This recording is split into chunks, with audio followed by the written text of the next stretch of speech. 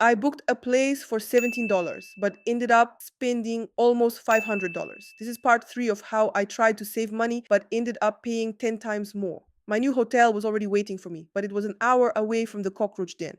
I just had to figure out how to get there. My options: either take a taxi or rent a scooter for a month and somehow get to the hotel with my suitcase. When we were driving from the airport, I had asked if they rented out scooters. Turns out they did, even brought one over for me to check out. But something just felt off. I couldn't shake the feeling that they were trying to squeeze as much money out of me as possible, so I didn't take it. I told them I'd call a taxi. It was about $17.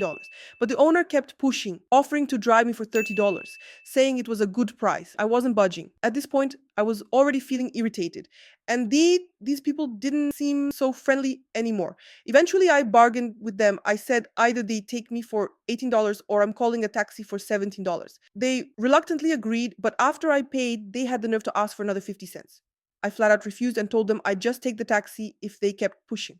By then, it was a matter of principle. I was not giving them another cent. The ride took about 40 minutes. I hadn't slept in 24 hours, but they just wouldn't stop, asking me questions, pushing tours, scooter rentals, and all kinds of extras. I was exhausted and barely processing what they were even saying.